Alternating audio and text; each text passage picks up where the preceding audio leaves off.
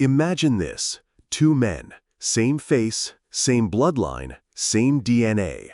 Forensic science says they are virtually indistinguishable. But one of them is a predator, cold, calculating, and violent. The other, innocent. In the eyes of the law, the only thing separating them was a microscopic flaw, an almost invisible crack in their genetic code. And in 2019, inside a U.S. courtroom, for the first time in history, science would be forced to choose between two identical brothers and decide who was guilty. Tonight, we unravel the chilling story of how DNA, long considered the ultimate truth-teller, was pushed to its limits. A crime so disturbing, investigators nearly hit a dead end. A suspect who had a built-in alibi, his own twin. And a groundbreaking moment that changed American justice forever. This is the story of the first identical twin convicted in the United States, based not on shared DNA, but on the subtle, hidden differences that made him just unique enough to be caught. Our story begins in a quiet American town, a place where violent crime wasn't supposed to happen, where neighbors left their doors unlocked and parents told their children the world was safe. Until one night, a young woman's life was shattered. She was attacked in her own home. The crime scene told a story of violence, desperation, and chilling calculation. The victim, though traumatized, survived, and her bravery would later help unravel one of the most bizarre forensic puzzles in U.S. history. Investigators had the usual starting point: physical evidence. And soon, they had something even stronger: DNA. For decades, DNA evidence had been the golden key to solving crimes. It was precise, it was scientific, it didn't lie. If your DNA was at the scene, you were there. End of story. But this case? It wasn't going to be that simple. Detectives sent the samples to the state crime lab, confident they were about to get their man. And they did. Sort of.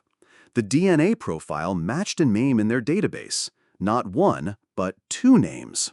Identical twins, same hometown, same life story, and now both facing the accusation that one of them was a rapist. Their names were entered into the system, but instead of clarity, investigators found themselves in a nightmare. Standard DNA testing couldn't tell them apart. To the machine, the two men were the same person. Imagine being a detective at that moment. You've got the smoking gun, but it points to two people at once. Who do you arrest? Who do you charge? Who do you send to prison for the rest of his life? It was like staring into a hall of mirrors, and in that reflection, a dangerous man was laughing at the system. The brothers were identical in more than just DNA. They grew up inseparable. Same school, same friends, even the same mannerisms. To neighbors, they were the twins, almost a single entity. But beneath the surface, their lives began to diverge. One twin was steady, working, living a quiet life. The other had a darker history, brushes with the law, a trail of troubling behavior. But in a courtroom, suspicion isn't enough. You need proof. And here's the terrifying part. Either brother could point to the other and say, "It wasn't me, it was him." At this point, prosecutors had two choices: drop the case and let a predator walk free, or push science beyond what had ever been attempted in a U.S. court. They chose the second option. Scientists dug deeper, moving beyond standard DNA testing into the cutting edge of forensic genetics: mutations. You see, while identical twins share nearly all of their DNA, they aren't truly 100% the same. Tiny mutations, single changes in a sea of billions of letters, can set them apart.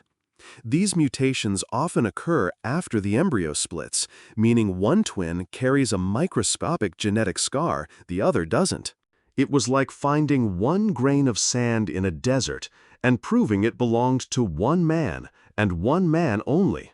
For weeks, experts pored over the samples.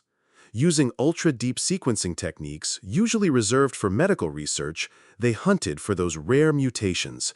And finally, they struck gold. A tiny, almost imperceptible genetic marker linked the crime scene DNA to just one of the brothers. For the first time, science had separated them. When the trial began, the courtroom buzzed with anticipation. This wasn't just a criminal case, it was history in the making. The defense argued furiously. Identical DNA meant reasonable doubt. How could the jury be sure which brother did it? The prosecution countered with their groundbreaking evidence. They called expert witnesses who explained how even twins carry unique mutations. Charts, graphs, and scientific jargon filled the room, but at the heart of it was something simple. The DNA didn't lie. This time, it spoke clearly. The victim testified, her courage palpable as she faced the man she believed attacked her. Her words painted a vivid picture of the horror she endured. But ultimately, it was the science, the invisible differences between two brothers that sealed the case. When the verdict came down, history was written. For the first time in the United States, an identical twin was convicted based on genetic differences once thought too small to matter. The convicted twin was sentenced, his freedom stripped away not by eyewitnesses or confessions, but by the deepest level of forensic science ever presented in an American courtroom. For the innocent brother, it was a strange kind of relief. He walked free, but forever tethered to a crime he did not commit. His very identity almost his undoing. And for law enforcement, a new frontier had opened. No longer could criminals hide behind the shield of shared DNA. The myth that identical twins were untouchable in forensic science was shattered. Think about it. For decades, DNA was the great equalizer, the evidence juries trusted above all else. But this case proved something unsettling.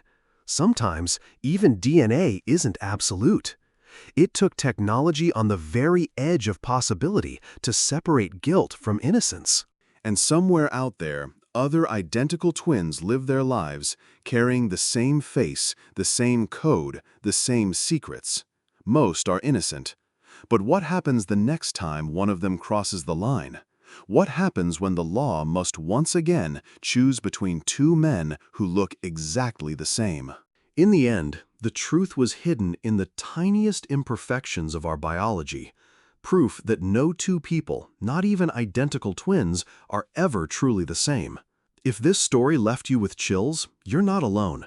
Cases like this remind us how fragile the line between freedom and guilt can be. Let me know in the comments. Do you think this scientific breakthrough makes justice stronger, or does it open a dangerous door where only science decides who's guilty? And if you want more chilling true crime stories where history, science, and mystery collide, make sure to subscribe and hit that bell. Because the next case might be even stranger.